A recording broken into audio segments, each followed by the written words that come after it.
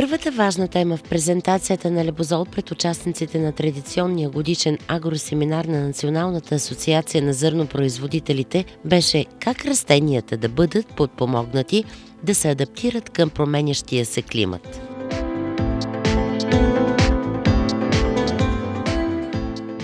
При студ, суша или преовлажняване микроелементите биват блокирани. Ето защо растенията трябва да бъдат подпомогнати с лесно достъпни хранителни форми чрез листата. Растенията с добър осмотичен потенциал преодоляват сушата с помощта на аминокиселината пролин, която е мултиплицирана в създадения от Лебозол продукт – аминозол.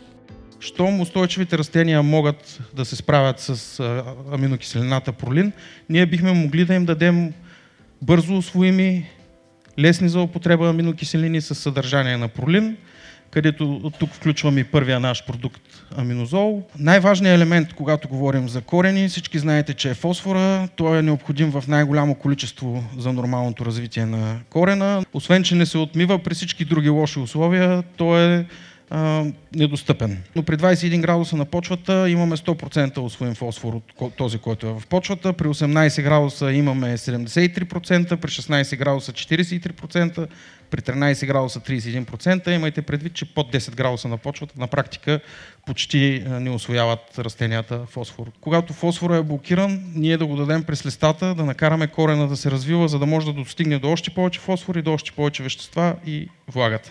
Следващия елемент, с който може да упражним натиск върху развитието на кореновата система, това е бора. Изключително труден елемент за усвояване от почвата. При почти всички условия имаме някакъв блокаж в почвите, но той е изключително важен за растенията, тъй като е ключов елемент в формирането на клетъчната стена и в синтеза на пектин. Пектина е вещество, което предава механична здравина на клетките и това е изключително важно за нашата коренова система и за нейното правилно развитие. Освен това, бор е отговорен за удължаване и разклоняване на кореновата система. Също така, доброто подхранване с бор води до усвояване на някои други елементи, като ключова роля или огромно значение играе за усвояването на калий, калций и манган. А всъщност усвояването в пъти на повече калий от почвата ни осигурява и добър воден баланс и по-ускорен метаболизъм. Освен това, бора участва и в регулацията на някои растителни хормони. Бора е един елемент, който може да контролира водния баланс.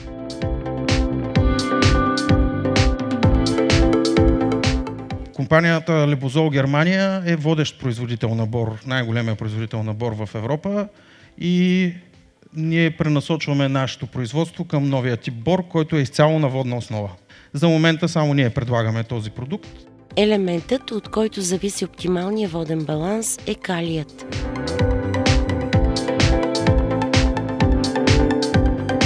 Растението има нужда от калия през цялата вегетация. Ако ние го дадем по-рано или по-късно, може да пропуснем някои от моментите, в което растението е трябвало да регулира своите процеси и водния си баланс и по този начин да нанесем щета. Тоест, равномерното разпределение на количества калий през цялата вегетация ще осигурят на растението ресурса, който му е необходим за отваряне и затваряне на остицата, когато това е необходимо. В случай на дефицит на бор, калият не се усвоява добре, както фосфора и мангана. При достатъчни количества манган в растенията, потребността им от вода е по-ниска.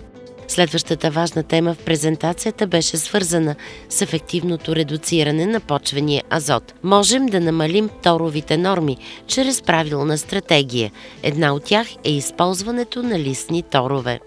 Важно в случая е да има органичен тор с голямо съдържание на аминокиселини и някои мезо и микроелементи. В случая най-важните продукти са аминозол, аминомакс и авитар.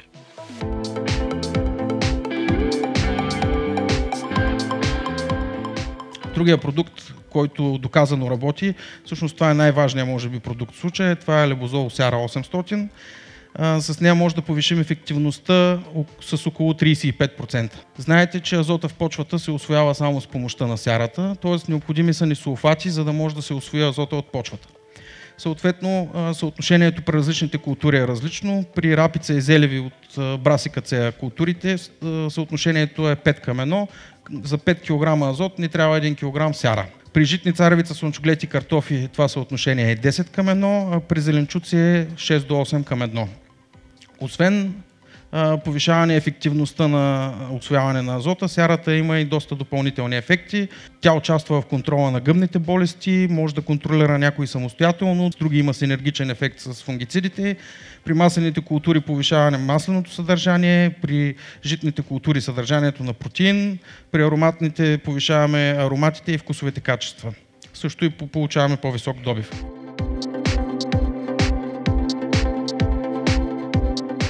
Следващия продукт е лебозол манган 500. Колегите в Германия са доказали, че може да повиши ефективността усвояване на азота с около 10%.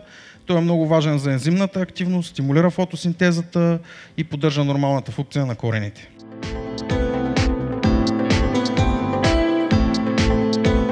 Цинка също е изключително важен.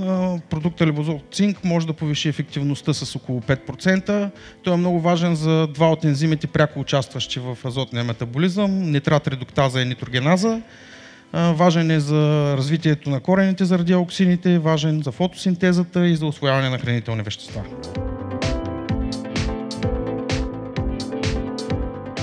Лебозол мед 350, който също може да повиши ефективността с 5%, благодарение на своите функции в метаболизма на растението.